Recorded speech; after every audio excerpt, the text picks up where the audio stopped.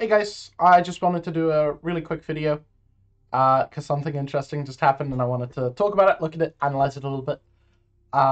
Dante on his stream last night was happening to look through his replays and accidentally leaked some Gladiators VODs from Scrims.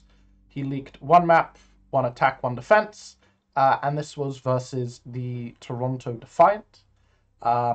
Now, apparently, I haven't looked at these ones yet, but apparently, Kaluj got a little bit rolled in this map, and so he was a little bit upset that Dante would, leak these maps in particular.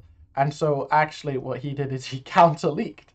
He put out on purpose two other maps, or one map but two rounds. Of Havana, where presumably he played Sigma and got to kind of assert his dominance a little bit there. So we'll be looking at both of those. First, though, let's just really quick recap these rosters. Kevster, obviously super hyperflex player. Probably, I'd be surprised if he wasn't in every map, but we'll take a look. Funny Astro, super good Lucio player, probably just going to come in for Lucio. I think if they, it's Havana, so they might just be playing double flex support. Lastro, we'll see, is this guy going to be playing the starting flex support role, or is he going to be playing like hyper flex support? If that meant like hyper flex support. Kind of rough wording there, but main and flex support and just coming in for whichever one is needed additionally. Dante, we can see his solo tank a little bit more. Maybe off some of the other heroes that we've seen from last year. Yaki, is he going to be playing just Tracer? Is he going to be playing Tracer over Kevster at any point? Babel, same thing as Lastro, but Babel is more dedicated to that pure flex support. He's not got the flexibility on Lucio that Lastro maybe does, and Kai, we get to see him in action as well.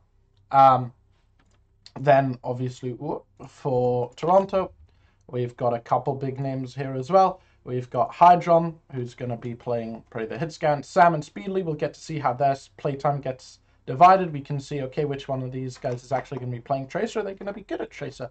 Kaluj, we're going to see what he does. Is he going to actually pick up the ball? Is he not going to pick up the ball? What is he going to pick up instead? If not. OG, very, very good main support player. Ultraviolet, probably going to be the starting flex support, and then Sermajed going to be filling in that hyper flex support role that we talked about a little bit earlier. So yeah, very excited to hop into these games. Let's jump in. All right, here we are. We are going to be taking a look at Havana first. We're going to just be doing chronologically in what order they were played, because that makes the most sense to me. Yeah, so both teams kind of overarchingly playing double flex support spam, right? The big difference is going to be coming in here from Knuckles on Hanzo, and this is a meowing sound in Korean on Tracer. So I believe, I know this one is Sam, and I believe this is Yaki, so that's interesting seeing him coming in for Tracer instead of Kevster. Maybe not kind of what we expected, but definitely an interesting choice. Other than that, having the two hyperflex supports coming in, playing the double flex seems about right. And then, of course, Hydron versus Kai is going to be a nice matchup. Kaluj here and Dante on the Sigma. Probably a bit of a leaning towards Kaluj. But I think generally this is a pretty even matchup, I'd say. Babel, obviously going to be exciting to see him. I think this is the only rookie that we have right now in this lobby. So yeah, exciting to see Babel play. On the Overwatch level, again, I guess, could you count him as a rookie? He was playing, what was it, Flex DPS? Playing head DPS before, but he's technically been in the league. It's been a couple of years now, but he's been there. So yeah, obviously we know that this is the big difference, right? The Tracer of the Hanzo. And the Hanzo is a bit simpler to understand, right? It gives you a second angle to the Widow. It gives you more spam pressure, more shield pressure, more backline, frontline pressure. It gives you more scouting. But this Tracer is really, really interesting because this Tracer is going to be able to come in and give you a lot of like flank pressure, which is going to free up Kai. Rather than like boost Hydron, you're freeing up Kai to get more done by himself. Whereas for the Toronto side, they're kind of doing the opposite, where they're kind of putting less stock into Hydron, and more stock overall. But what this is going to require is it's going to require Yaki to time his engages so that Kai can take an aggressive angle at the same time, kind of distracting them. And that's going to be a little bit weird for Yaki because instead of looking for these isolated targets, he's going to be looking more for a large group of people to distract and for high uptime rather than the high pick potential. And then, yeah, the rest of these cores, I think these three are going to play together, and these three should be playing together with these two kind of splitting off. But maybe Sam goes in with the core at some point. We'll see. All right, let's jump into it then. So Toronto attacking, they're going to need to be very, very good at denying space from this Tracer. They want to be scouting at this Tracer. This Sonar Arrow does a really good job of pressuring at where Tracers usually like to start. Or Hanzo's, hidden Hanzo's and Ashes will start here sometimes. So this is a good Sonic Arrow. Yaki's going to start going on his flank probably as soon as this corner starts getting turned. So, yeah, we'll see how Sam now responds to this angle being taken. That's really, really good for Hydron. I'm not sure. Did Kai see him coming here? Oh, just not a clue at all. I'm not sure if that just wasn't called for him or if he just... Yeah, I don't know. That's really, really bad now, though. Because, again, if your Widow is the first to get picked, you're probably in a really bad spot. And Kai kind of knew that. He was playing this really... I mean, well, he thought, I guess, to be a really safe angle. Playing, like, limited sightline. Waiting for the Tracer to kind of activate himself, right? And that they can't really play to that win condition anymore because Kai is just dead. So now Yaki kind of can play here, but he's not going to do anything. In fact, Sam's just going to immediately destroy him. And at this point, Glads should probably just die cart and look for a quick reset. It might even be too late for that. They might try to still get out. Babel should be able to. Lastro is a weird guy. I don't know why he walks that way. But Dante Babel managed to get out, I think. And they'll get a second try at this for the lost hold him. But yeah, that was a really, really good pick by Hydron. Kai tried to really play the macro smart, but I guess scouting just kind of fucked them over.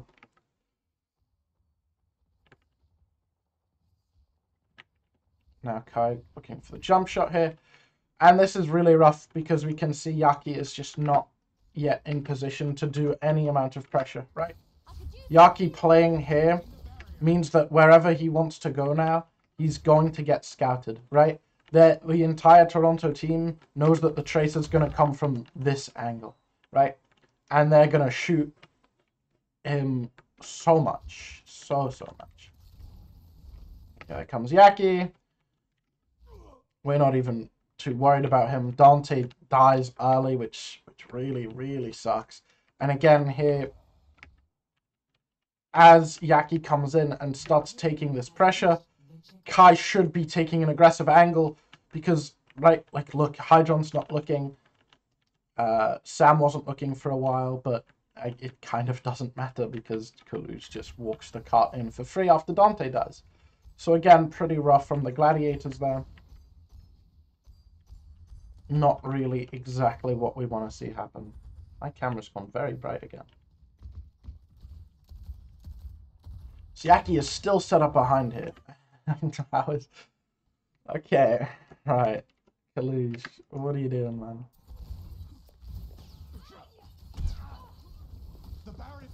Yeah, Kai just... Yeah, Kai just couldn't leave, because if he walks in a straight line, then he just dies to the projectiles. Where's Lastro? I don't know why it's gone blue. Where's Lastro at? Lastro's just on the other side of the map.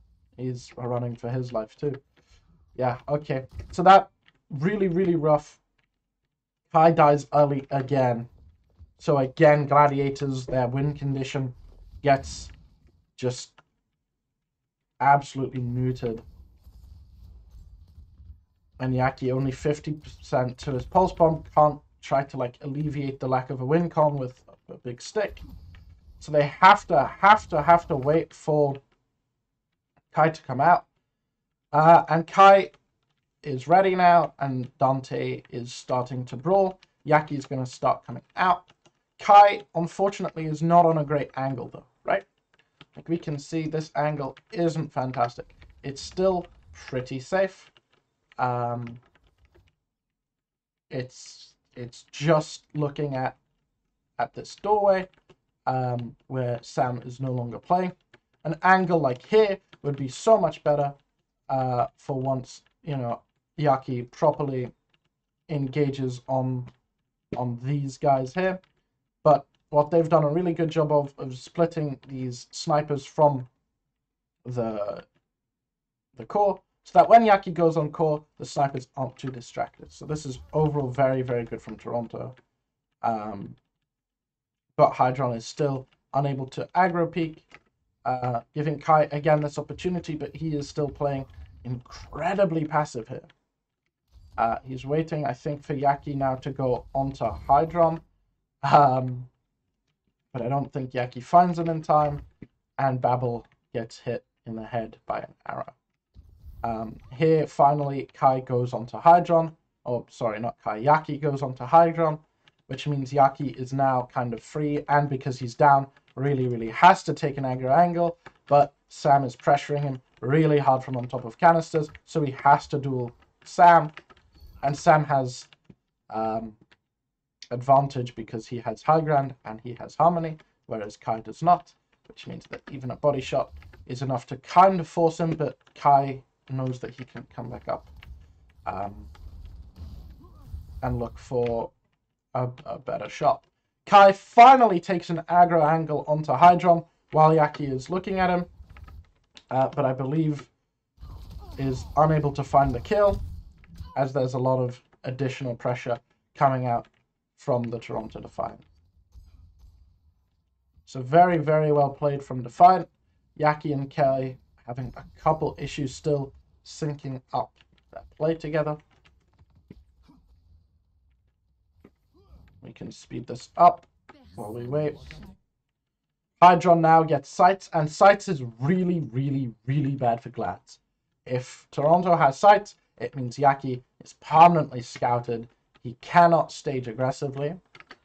And it means that Ultraviolet can basically solo contest him. And they're again, I believe, going to walk in this cart as soon as Dante dies. Trance comes out from the Jed to try to alleviate this flux, but Yaki is now having to help Babel contest this Widow because he can't aggressively contest anything else. But again here, Kai doing the right thing, taking this angle on Hydron. As soon as he's contested by Yaki, this is how they want to play, but the lamp comes in really, really clutch, meaning that they have to kill the lamp, and by the time that Hydron realizes what's happening, he's killed Kai. So again, really unfortunate. Well executed that time, a little bit better from the Glads, all things considered. But still a little rough. Yaki finally gets his first real kill. He's got Pulse Bomb built up now. We're going to see how that keeps progressing.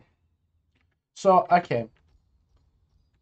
This is a spot for Sam to play on this angle, right? He can very aggressively peek, jiggle peek. He's got the sonar up onto Kai here so that Hydron knows exactly where he is. It's too early for Yaki to have set up and engage, so everyone can look at this Widow and basically force her out early. And we can see Hydron trying to do this from pretty far away. And then we'll notice, we can see this because we all have silhouettes on. We notice Kai dropping because he knows that he shouldn't be taking this aggro peak angle. So he drops and takes a safer, less aggressive angle while he waits for Yaki to set up. Now, the problem with doing this is, the problem with this is that Hydron, I think, doesn't notice it. For some reason, this doesn't get communicated to him. He should have seen it from the sonar, but I guess he didn't. Even if he should see it from the sonar, someone should... Jesus, what is happening to my camera? Someone should be able to just tell him what's going on. And at the moment, that's not happening. I'm really quickly going to try sort out that. That should do it. No? We'll see. Maybe. Doesn't really matter. Either way, that should be communicated to Hydron. Regardless of if he should see it, because look, he's holding this angle for far too long, thinking that the Widow is still there. Meanwhile, Kai is here, taking now an aggressive angle, because he, I guess, realizes that, hey, their Widow's not actually looking at me. And gets to kill Ultraviolet, basically meaning that Kalush is massively free, because he's not going to have any of the support that he actually needs. And so there's a couple of issues again with the communication there of Hydron not knowing where Kai is. That should never be happening if the Hanzo knows. The Hanzo playing here is also a little bit risky in and of itself, because you can see these two end up stacking their angles at the end of a Hanzo rotation, which is very, very bad. It's a little rough to play here anyway. I think if you want to start playing a bit more aggro, you can maybe even take a rotation here if you've got the time. If not, I think like jumping back from here is a little scary. You kind of want to send Kalush up with you so that he can shield you on your rotation to take this angle when you get out of playing here. Because this angle is a lot more aggressive. It's a lot better for a Hanzo. You can still jiggle peek this very, very well. Whereas this is very, very passive. Your Widow is already playing here, marking the wrong angle. And eventually Kai just gets to click ahead. And Yaki's going to start immediately pressuring Kalush. He knows he doesn't need to pressure this backline because Kalush will just die. He has 30 heals per second, right? A big rock comes out from Dante. And as my game stutters, Pulse Bomb comes out, finds the kill onto Kalush and onto Sam. So yeah, a little bit rough macro-wise there from Toronto. And that's just the margin of error on these sniper comps, right? A little tiny mistake, and all of a sudden it all comes crashing down, right? And that's why we have to nitpick so hard here. Jet is just completely out on his own, having to take this 1v1 versus Yaki. But Jet gets a lot more help than Yaki does. So, yeah, that goes pretty swiftly the way of Jed and the Toronto Defiant. And now they know that Yaki is all the way over there. They can try to start pushing the Widow aggressively. Again, Kai taking just this really passive angle. Where he tries to really limit the angles that he can get shot at from. He notices Hydron is in spawn, so he tries to take a jump shot at him, or at Kalush, I suppose. And again, nothing really comes from it. Hydron finally takes a crack at it and finds Lastro, who is playing in the same place as Kai, which... wow, that's just poor. That's really poor. Okay. Yeah, Lastro drifts so wide out of this like corner here. This is appalling.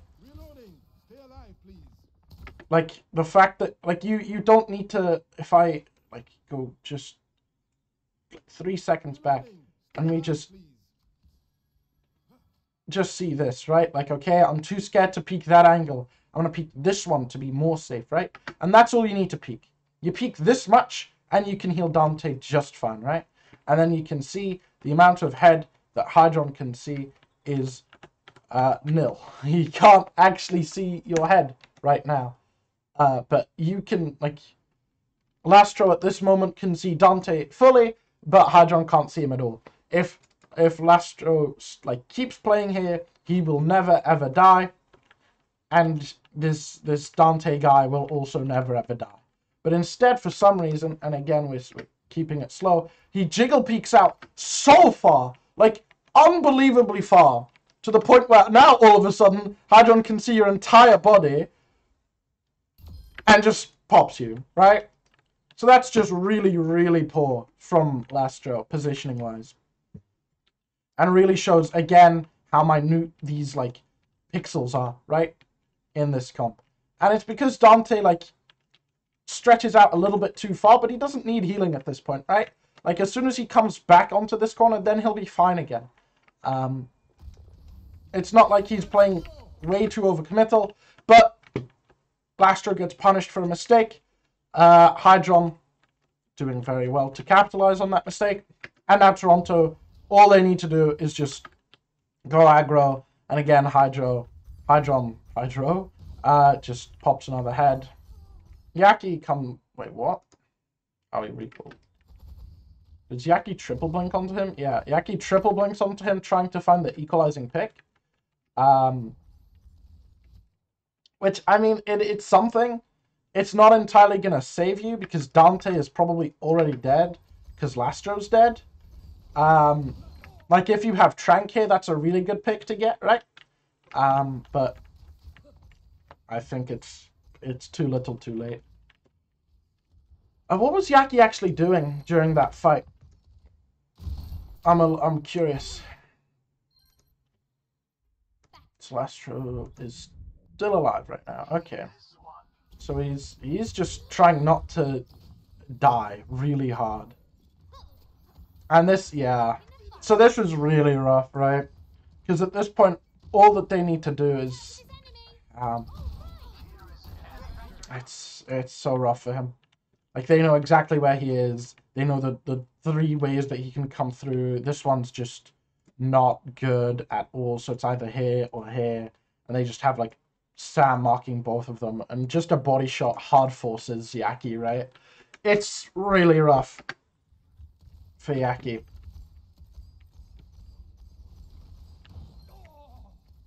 And, yeah, Dante gets a good beaten there. So let's see how they... Oh. How do they take this? How do they take this space? So Kalush walking up really aggro onto Babel here, trying to force out this angle because, yeah, this is a really rough angle to contest later on in this fight. So that's very good from Kalush. You can see here again, Yaki getting forced pretty quickly. But, and this is the key part, we can see it actually doing wonders because, again, here, Sam absolutely not paying attention to where he's standing. And then the second he does, he can't... Yeah, not a clue. Not a single clue. And that's what you're looking for, right? That's really what Yaki and Kai are looking to do, is have Yaki go in for a couple seconds, force people to look at him. Kai, at the same time, boom, gets a headshot. That's what you're looking for. That's what this Tracer Widow is all about. And that's what we really, really love to see. Alright. So this now gets really rough though for Gladiators because how does Kai just get stunned here? Oh, Kai, buddy. Kai just does the same thing Lastro does there, huh? Wide swings this angle like stupidly hard. Yeah, that's rough. That's really rough. I think he thought this was a passive angle to take, which, I mean, on paper it is, but his entire core is behind him. So this is actually stupidly aggro to take, which I don't think he realized at the time. So that's a really, really good equalizing pick, especially because Hydra now gets to just stand where he is for free. Yaki contests him well. In fact, maybe finds the PR. Yeah, UV misses the right click from range, and Yaki capitalizes. That's really rough. Again, just minute mistakes, man.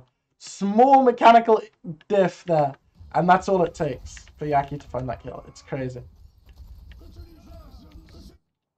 Majed, again, good equalizing pick.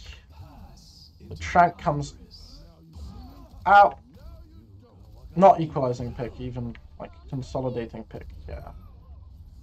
Glads should definitely win this fight. Or lose this fight, rather. Not lose. Toronto should lose. I'm getting so lost in the sauce. It's 9 AM, bear with me. My game is stuttering really hard all of a sudden. So let's just give it a second to recuperate. Dante now going Doomfist. Sam going Genji. Okay. Couple of interesting differences coming out now. Is Kalu's going to mirror the Doom? No, Dante's going to go back and mirror the Sigma. Okay, so the Genji comes out here. And the Genji is really, really interesting because the Genji is going to be able to contest this angle really, really well with his wall climb. He's going to be able to, like, commit to these brawl fights that are going to happen, like, really around here a lot. He's going to really give the advantage there. Because they've realized that the Hanzo's not going to be able to get a lot of free angles anymore. So they're going to try the Genji approach. And wow, Hydron just gets absolutely domed. Oh, no one scats the Widow. That's rough. Absolutely nobody knew where Kai was there. That's a really good angle from Kai. And he gets the free jump shot. Nothing from it. But that's really good from Kai. Really, really good. It's a lot harder to scat the Widow now. Is the biggest disadvantage. Sam's the go? Maybe? What? Please don't stutter. Thank you. Wow. Wait, does anybody else shoot Kai? Is that a one-tap now? No. Okay, he gets domed by the Zen first. Gotcha. Okay, yeah, that's really rough. Good punish by Toronto. Good timing. Yeah, Kai got a little bit greedy with that angle, I think. It's just too easy for them to just slowly whittle him down with like jiggle peaks there. And now they get to just really, really aggressively commit to this brawl phase. Rock Diff comes out. Lastro gets a nice little immort in here. Felucia's going around. Again, stuttering, please don't. Rock comes in. And again here, Yaki is about to take this angle onto Hydron. And Kai is not really yet in a position for him to do so. Which is rough because now Hydron will get a peel. And that goes completely unpunished. Yaki has to be forced into that mega. Kai is playing probably the most passive angle he could be playing. You can see from his screen better what he can see. You can see the Widow. So like right now would be a great time for Yaki. Yeah, there he is. Yaki goes in. Unfortunately, Kai can't find the head. But that was good macro execution. Just needs to, yeah. That first one is always pretty rough. If you do that a little bit too early, both jump shot at the same time. I think Hydron gets the body shot, but can't quite find the headshot, which is unfortunate. But meanwhile, Yaki comes in, gets headshot by Hydron. So yeah, this one's looking a little bit more dicey for Toronto. It's always going to be really hard to push in on this, but Glads have started to look a lot better, like with their synchronicity on this Widow.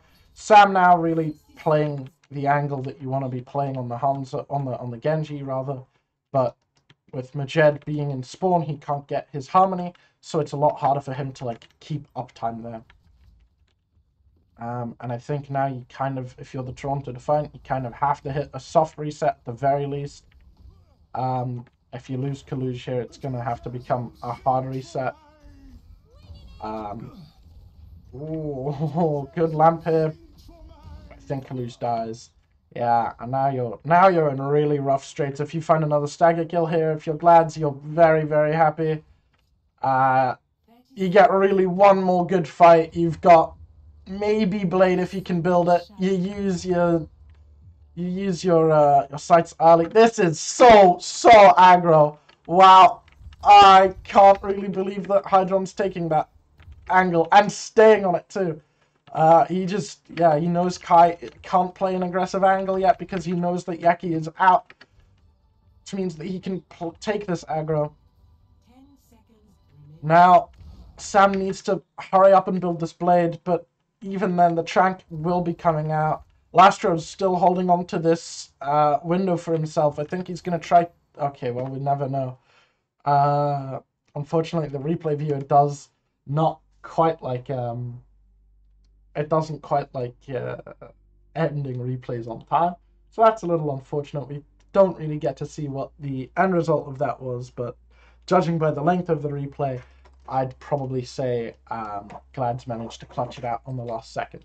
So let's hop in a second to the defense for Toronto. All right, here we go. The time of day have swapped, the sides have swapped.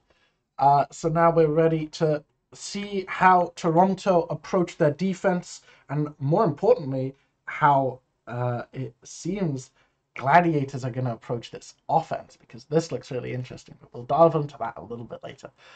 So Kaluj staying on, actually their entire team, same composition, so we're going to be seeing the same idea, right? The Hydron can take some aggressive angles. Sam will be bolstering and kind of taking some of the brunt of Hydron off of him. Meanwhile, Majed, Violet, and Kaluj are going to be playing onto a very, very solid and scary core. What changes a little bit is how they have to win and how they have to shut down the Gladiators to win, right? Because last time it was, can you stop Kai from, or Yaki from simply taking a solo flank onto Hydron and freeing Kai up to completely, isolate Hydron and get easy picks on him. Now, are you going to be able to do that on a Bull Tracer? That's a much scarier kind of target to go up against. It's not simply a one-man show anymore. And it looks like actually they're going to be rolling out on something a little bit interesting. They're going to be rolling out on Zen Kiriko, which we haven't seen before. And it's not completely common. I think more often you'd see maybe a Bap Zen, an Ana Zen, or even a Brig Zen. But Zen Kiriko is a little out of the ordinary, and what this is going to allow you to do is it's going to allow you to kind of have a little bit more pressure on off angles, right? This Kiriko is going to have a little bit more freedom with her movement and her Suzu. She's going to be able to take a little bit more ranged pressure onto Widow, a little bit more flank pressure onto Hanzo, and a little bit more healing onto these flankers, right? They're not going to be as completely isolated as we saw them last time around. And Babel is going to have to do a really good job of playing safe, because he is not going to have anybody with him a lot of the time. Maybe Kai stacks with him sometimes, but I think it would be better if they didn't. And so how that changes for Toronto is that now they have to be very, very wary of this Bull Tracer, maybe even the Kiriko, right? They need to do a good job of simply forcing, because they're going to be overwhelmed by angles. They're going to need to ensure that Dante can't get a clean engage. They're going to need to ensure that Lastro can't stay on an angle for too long. And then going to need to make sure that they're not peeking Kai all at the same time. So it's a big ask. But it's very, very big reward if they can make that happen. So right now we see Glads still being quite passive, just pushing payload here. Yaki and Lastro, here we go. We can start seeing some of the Tracer Kiri flank coming out here. And it seems Lastro's he's gonna stay on this angle, provide a little bit extra poke while he waits for another Swift Step, I believe. Yeah, he's gonna Swift Step again as soon as it comes back online to cross that choke. That's really, really interesting. I think this is really rough because they actually see Lastro do this, which is kind of the idea. You don't want that to happen. But now you can see Lastro and Yaki, and probably soon Dante, are going to be taking this angle. Meanwhile, Kai and Babel are still on payload. You can see Sam is already trying to kind of... They're stacking angles, but they're doing it in a way that makes a lot of sense, right? Like, Sam is completely peeking this Zen and or completely anti-peeking the Sen and the Widowmaker. There's no way for them to take an angle on him where he is, but he's also backing up Hydron, because the second that these two like walk through here, Sam's gonna have this angle on them, right? And Majed has Harmony going onto Hydron. Hydron actually chooses to back off, which is a little scary, but that's probably on the call that Kaluj makes on where Kai is, which now frees up Hydron a little bit, and he's actually going to take a more aggressive angle on these flankers. So this is kind of rough. The fact that Dante gets this high ground for free is really, really rough. We're going to kind of see how that plays out here. It plays out with him getting to go in for free, but I don't think he's going to stay anywhere for very often or for very long. And so this is unfortunate because Yaki and Lastro probably did have a bit of an opening here. But I think it was made a little bit worse by the fact that Hydron takes this angle. So this angle is very, very good from Hydron, where he can now also pressure these guys. And Dante is completely isolated. This is good reaction here from Sam to just chase this down with Majed on the Discord. Dante has nowhere to go. Really, really good stuff there. Yeah, that's very, very good. And now we can kind of see how this comp falls apart if they don't have Dante, right? Eventually, the guys on main just get walked at because there's nothing that stops that from happening. Kai can never take this angle. Yaki and Lastro are just kind of here watching it all happen. And now Dante is back and he needs to not get forced out before the rest of his team is back from spawn. So he has to play this very passively. And now they're going to even see if they can try to find Lastro. They found Lastro. They found Yaki. They're now completely zoned and probably dead soon. Lastro's going to try find a Swift Step out, I believe. He should find it. Or he can just stay here. I guess they stop pressuring him. Dante's managed to come... Wait, what? I completely missed how Dante pathed this. He's just here. Oh, he just didn't care, actually. He just walked through the entire team. Okay. And then he gets this Mega on third. I mean... Oh, crazy movement. Crazy gamer. Alright. So he gets his Mega. And then we go in really aggro. Okay. Oh, we've swapped colors here, lads. Let's not do that. He goes in. Lastro finds the TP in with him. What? I love my game stuttering for no reason. But Dante and Lastro, this flank is really good. And then Yaki is there to kind of like catch the stragglers. So this is like a really, really good three-man dive. Unfortunately, as soon as this happens, they just decide to trade backline. Kai does a good job getting onto this high ground, but he really needs to find a head to click. But Toronto do a really good job again, just consolidating into this space and not letting Kai find these opportunities, right?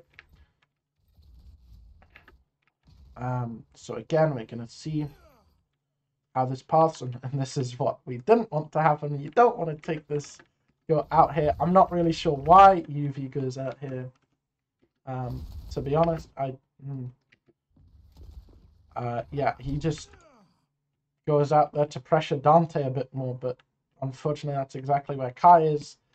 And so yeah, dies, I think. And then Yaki comes in here, pressures out Sam. Sam doesn't have UV heals anymore, dies again. And so yeah, a little bit rough there. So that was pretty well executed from Gladiators. They kind of just left the Zen alone to die a little bit. But it ended up being all right. This Zen is going to stay on payload. He's going to stay just providing lots and lots of range pressure. And we can see how Glads is really, really boxing them in here, right? Like, Lastro is going to be able to either swift step if he needs to, or just drop and use this angle. Dante and Yaki are coming in from behind. Kai's got the crossfire angle. Babble's got another crossfire angle. And it's really, really rough now. There's very, very little that Toronto can do to push out from this. Sam doesn't take it. But I guess if Hydron just finds the head, then yeah, not much he can really do about that. Kitsune comes out here. It should still find a good bit of value. Kalush goes for the solo flux onto Babel. And in fact, doesn't get it because of the pocket that Lastro gives. But doing that means that Dante doesn't get his pocket. And so the Discord plus Windows Storm Arrows will in fact kill him. I'm not sure that the pocket of Lastro would have helped him, but maybe. Hard to say. But this is good trade outs happening from Toronto. They're capitalizing pretty well on this. A good rock comes out, Lastro getting split. So I do think that they will be able to eke out this fight. Yeah, they will.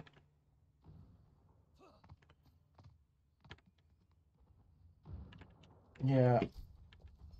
And now again, like, Yaki doesn't get the reset quick enough, which means that he dies late. So Dante has done his little rotation again, where he just goes really, really deep for it. And now he's set up behind, but his Tracer's in spawn still, so he's going to keep getting just poked out, having to keep taking that Mega. Lastro can't find an engage because he doesn't have his Tracer to path with. Hydron takes the sights out, which means Dante's pathing is now completely, like, terrifying as well. Hydron, for some reason, goes for the 1v1 onto Dante, forces him out because he has that pocket. So it's not really a 1v1. Again, Dante getting forced out again. Yeah, just really good, really, really good force out from the Toronto Defiant. Full hold comes out. Yeah, absolutely nothing that Dante could ever do to properly stage his engage. Lastro and Yaki just couldn't sync with him. There was far too much pressure. Really, really well executed there from the Toronto Defiant. Some good ideas coming out from Gladiators, but I just don't think there's enough refinement on them just yet. Okay, here we go. We've got our next map coming up now. We have the LA Gladiators defense of Blizzard World. This was the initial map that got leaked. And we've got a couple subs coming in. We have Sir Majed actually staying in, which was a little bit of a surprise, I think. With OG coming in as well to kind of play this Lucio. And then on the Gladiator side, we've got Lastro staying in, with Funny Astro coming out to play the main support. And then Kai's, neither of them. Yaki's staying in, Kevster coming in to replace Kai to play this Tracer. So I'm really wondering now why Kevster wasn't playing Tracer on the last on Havana, but you know, I suppose it's just Scrims, so we won't read too deep on it. We won't read in too deep on it. So Funny Astro and Lastro's positioning here to start with, if my game wouldn't just completely freeze, is a little wonky. I think they just kind of weren't ready for the game to start yet. Wow, this is freezing a lot at the moment. I'm not entirely sure why. Yeah, I'm not really sure what I can do to fix that. But we can look at the rest of these compositions really quick. So the Brig Zen is something that we're seeing a lot at the moment, right? It's a very steady core. It's a very aggressive core.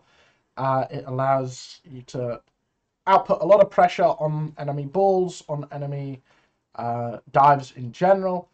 And then this Echo is pretty good. It gives you some high ground. I'm not entirely sure on the Echo over the Ash on this map, but, you know, again, Scrims.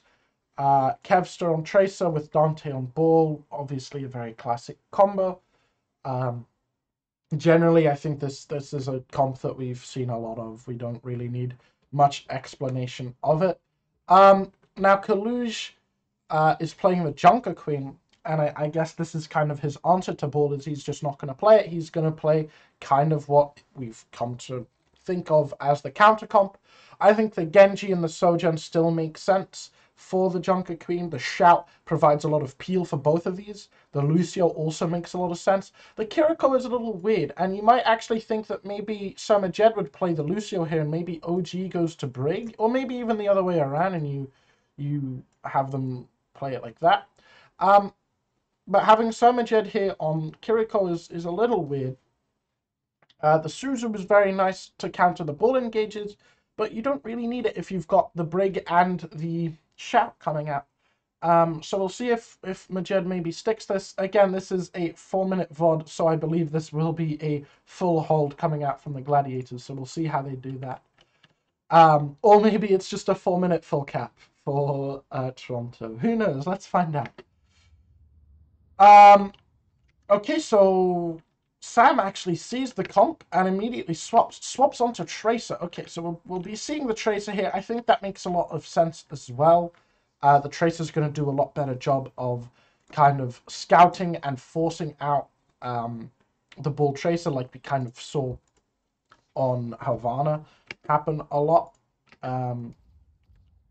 So I think that definitely makes a lot of sense. I'm just trying to like zoom further out. Maybe that fixes the stuttering issue. Looks like it maybe has. No, it's not. I'm really not sure what's going on here, guys. Very sorry.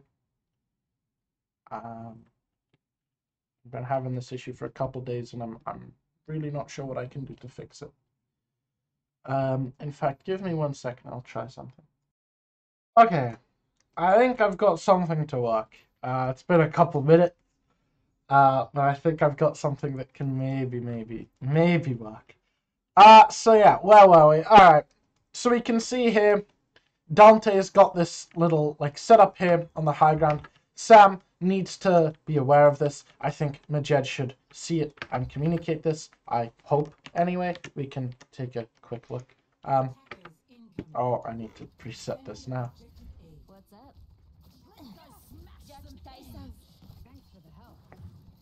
Still a little bit of stuttering, but I think mostly we're good. Yeah, Majed surely sees this. Surely! Okay, I guess not. Yeah, so Dante just gets a really clean slam here.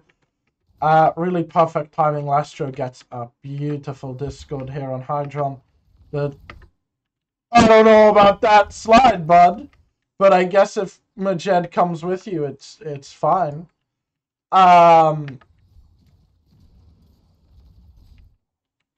Yeah, actually, no, this might be really good, actually, if you think about it a bit more. Um, I was maybe a little bit bold, a little rash. Like, if you go in here, if you're Hydron, if you slide deeper in here, you can maybe get the Mega, but you're not going to be doing anything. Now, at least, Lastro can't stay, helping Dante and Kevster and Yaki. He has to now be, worrying about his own life. You almost could kill him from there, right? So long as you call for that help from Majed, which you do and you get, that's really, really good here.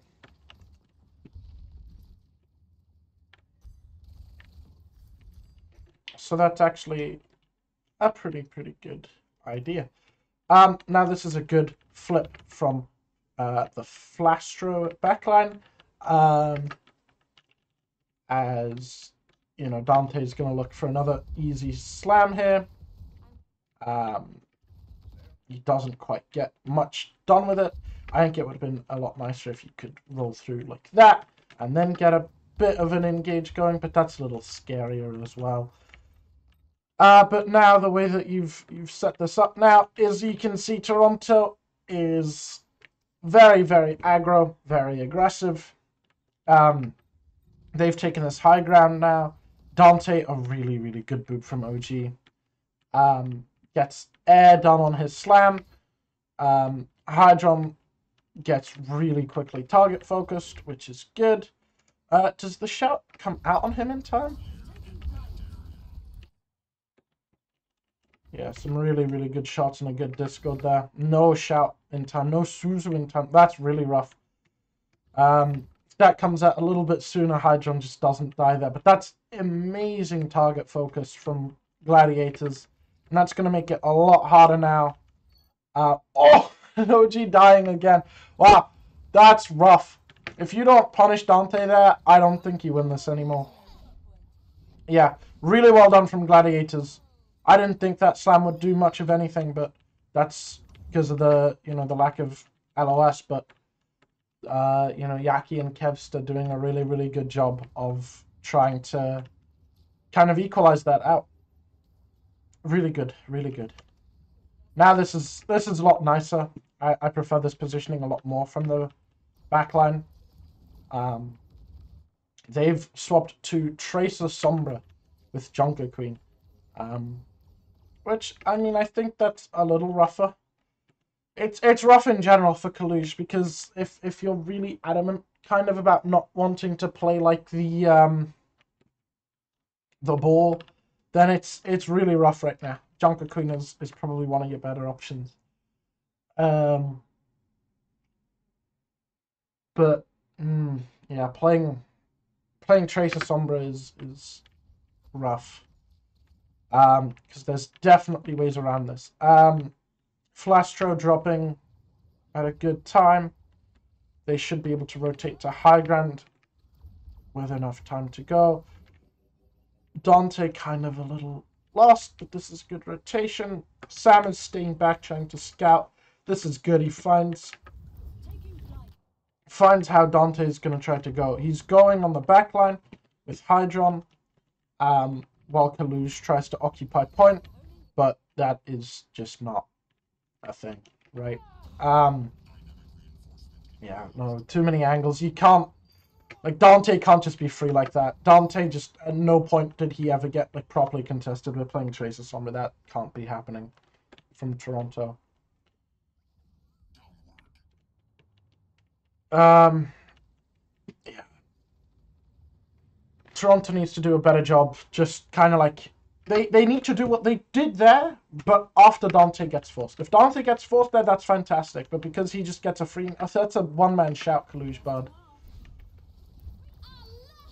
And now they just rally and notice, hey, well, that Tracer and Sombra just aren't with them, and that's what's going to happen. Like, your core isn't strong enough playing this composition to be able to get away with playing Tracer Sombra just on the other side of the map. Like, yeah, it's Really rough. Really, really rough. And I think we're going to see something similar happen here. Wait. Oh, okay, I thought Dante was like up there, but no. Dante playing like this kind of spot. Sam knows he's there, but there's not much you can really do because this is just an incredible spot to play for Flastro. The fact that they can like play up here is really good.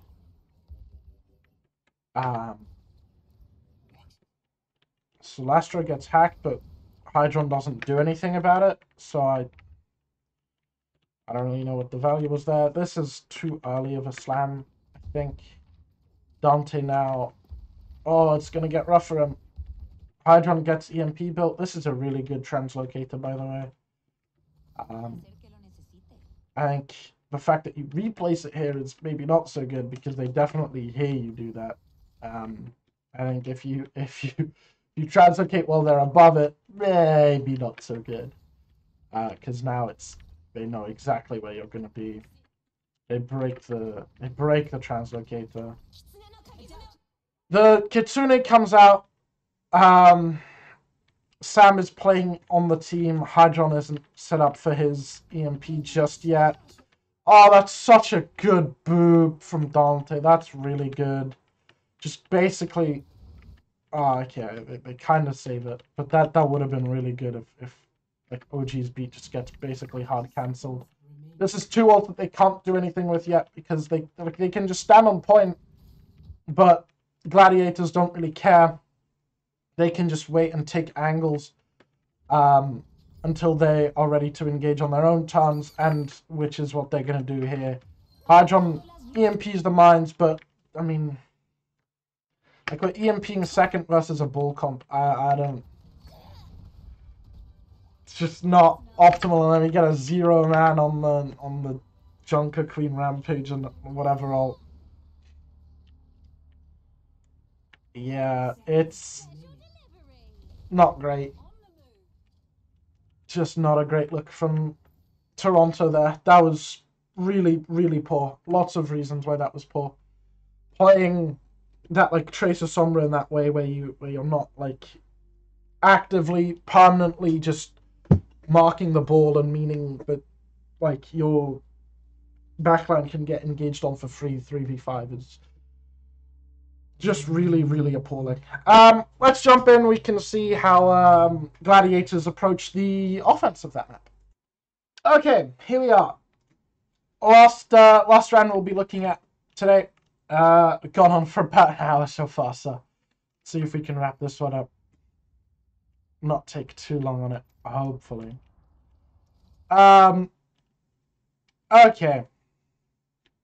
So I'm assuming Kev's just going to swap here. We'll see what he swaps to. Yeah, okay. So we've got 2 comps here, pretty different. So we can see Kaluge with his second answer to not wanting to play ball is Doom. Doom's pretty similar. He's a little bit weaker just as a hero, but if you're able to get the value out on him, his play style is relatively similar. It's a little bit worse at forcing out the enemy ball from before he can set up, but it's better after he sets up. So if you get to the point where he can slam, the Doom is a lot better at stopping him from getting any good follow-up with his punches, with his slams, with his block. Ball, on the other hand, has to stop Doom before he gets in, because once the Doom is in, there's not much that the Ball can actually do to stop him from getting his value. The other big difference is the Sojourn and the Echo difference, right? The Echo is going to be having, a lot more pressure from above, but needs to be careful because unlike last time where he was playing into, Sombra Tracer, he's not going to have a completely free time. Hydron's going to be on high grounds this time as well, rather than just pathing like this every single fight.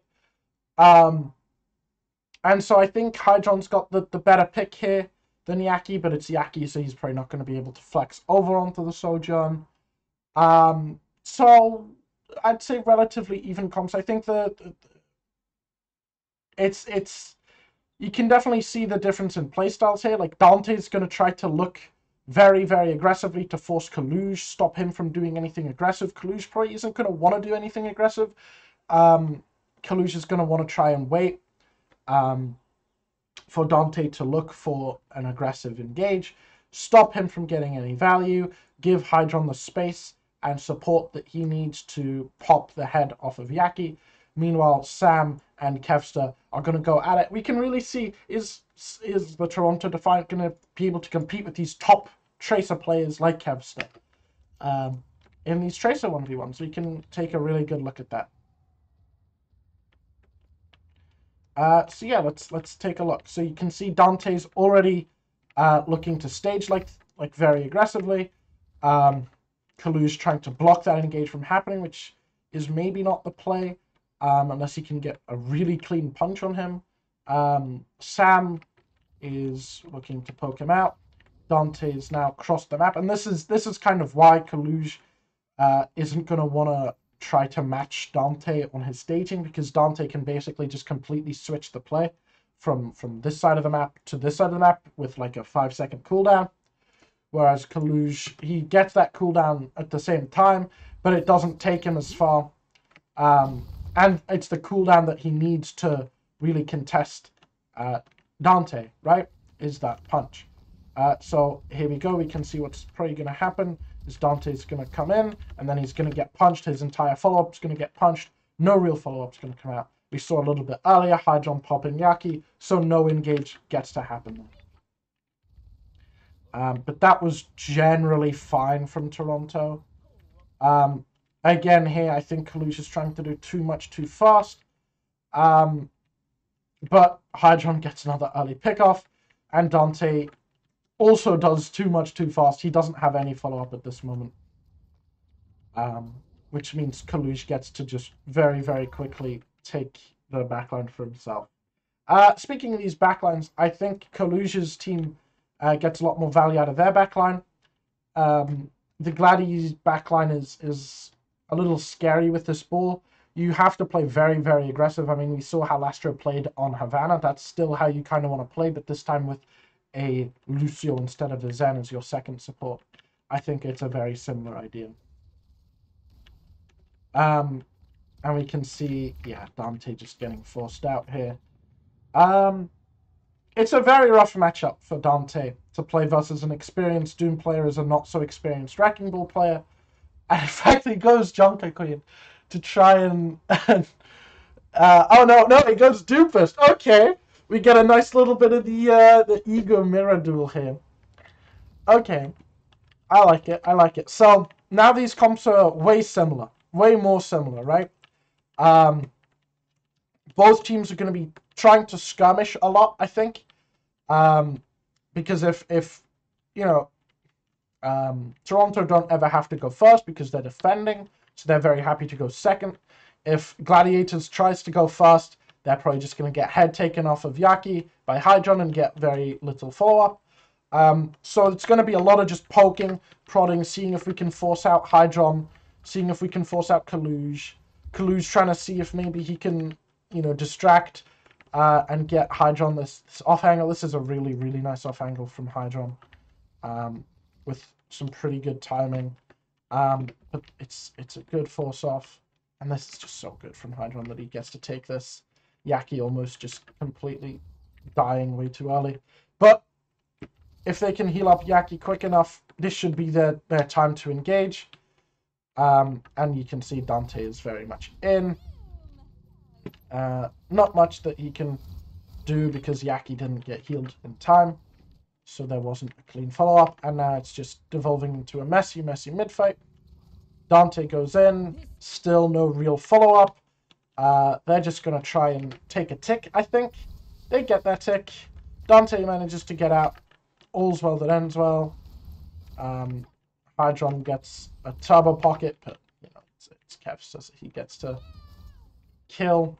And a good beat. I think Glady should be able to convert this fight. That was generally pretty good. Dante going in a couple times. I think the first time was a bit bad. The second time was fine. He just wants to take aggro there to let his team really solidify on the objective.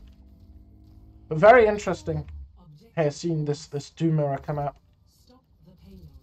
Seeing how they kind of interact with each other. Hydron is so low. I think Kevster's going to find it, though. I don't think Hydron's got enough, like, heal for him yet. Yeah. Dante trades for it.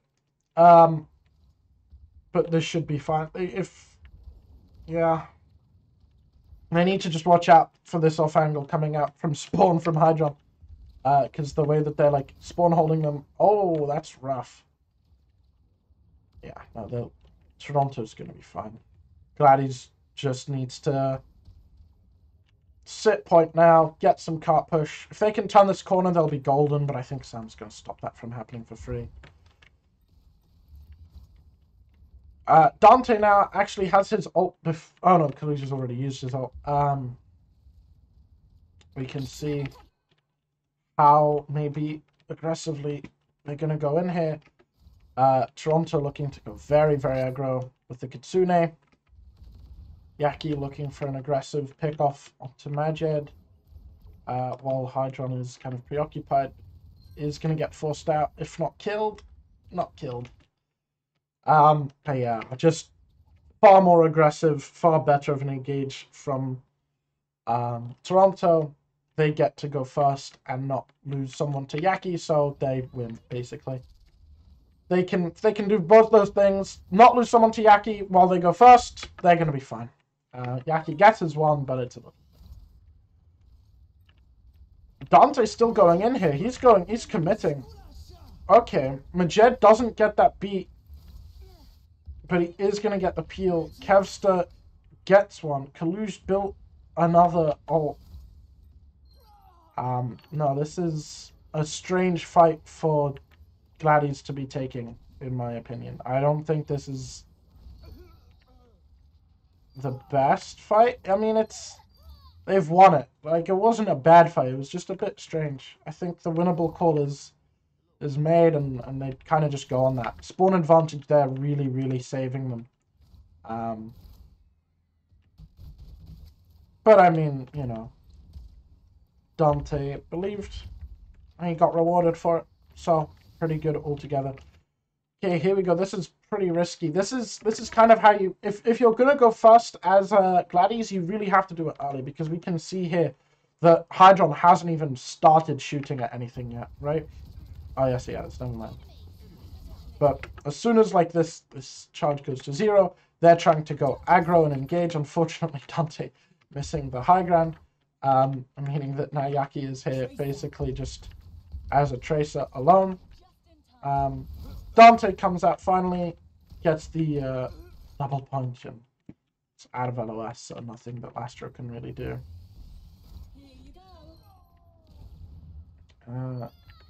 Yaki does get the kill onto Sam. Another winnable fight made here by the Gladiators. I mean, this one I like a little bit more because we've got an advantage. The beat is good, I think. You're really scared of committing ults now, though. Hydron gets that overclock. Majed really needs to die, and they'll be fine, I think. Yeah. Hydron should just die eventually to Kevster, probably, or Fastro, I guess. That's a much better fight. Ooh, that's rough. So yeah, looks like Sam maybe not quite finding the value that you'd want your Tracer to be finding in this matchup. Gladiators are executing this pretty well in terms of how aggressive they're trying to play. Definitely nice to see in general here. Okay. Yeah, they just need to reset for a bit here. But Dante has his ult, so they can look for a very aggro play here. Toronto really needs to go first right now with Kitsune. I think what cooldowns does Yaki use? Yaki's kind of out of the fight. Like, if they just want to, like, turn this corner very aggressively with Kitsune here, they definitely can. because it's a long, open flight for Yaki to get to this fight. And it looks like that's what they want to do. Yep, turn very, very aggressively. Swift step coming in, and Yaki cannot cross this gap. Lastro actually TPing to him. Or did they reset this? Is this a mistake or is this a reset? Let's find out. Oh, yeah, that's whoops. Not quite what you want to see happen, I think. Good to see you. Yeah, good fight coming out from Toronto. Now Yaki actually does swap over to the Sojourn. So now we have a pure mirror match, and I think based on what we've seen, you know, Gladiators have really done well on this comp so far, so I can't imagine that stops happening. But a lot of that does come from Yaki, so we'll see. This is a very aggro slam coming out from Dante. Kevster not quite ready for it, but, you know, getting there. Kaluj gets to go second now, but I think it was a bit better of an engage from Dante. Going second in this matchup now really, really sucks. I don't know how Dante doesn't get stuck there by Sam. Oh, okay. Well, pretty rough. Yeah, Kalush is just stuck here alone, scared, shivering in the cold. And eventually they managed to convert this fight. And they've got beaten Overclock versus beat Pulse and Kitsune. I think Gladdy has ult advantage coming out here. Kevster's still in spawn though, so they are going to just back off and take their one good fight, which I think is the right play. They get to like control this map if they play it a little bit more passively. And then they just get like a crazy good engage here. They could even go second, to be honest, with beat. Wow, Kaluj just gets... Yeah, that's how you go second in this comp, by the way. You absolutely bully the Doom that goes fast. OG looks for the beat. It's too late. If he gets this beat a bit earlier, I think they could maybe punish the aggression from... Like the going second from Gladdy.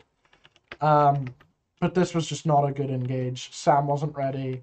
Hydron wasn't ready. Kalush just goes in, gets very quickly dispatched of. Fastro matches the beat. Hydron going aggro looking for an overclock, I imagine. Yeah. But I think he just gets... No, doesn't get pulsed, but probably does die, I'd imagine. No, he lives that. Wow, okay. Incredible peel from Samajed. Lastro trades for Fastro. Kalush gets his Doom ult out.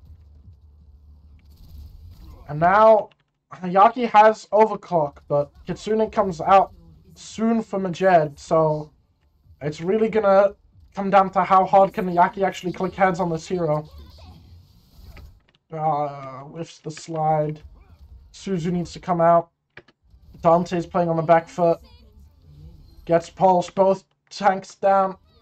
We're going to get an anticlimactic ending again, I think. Kevster.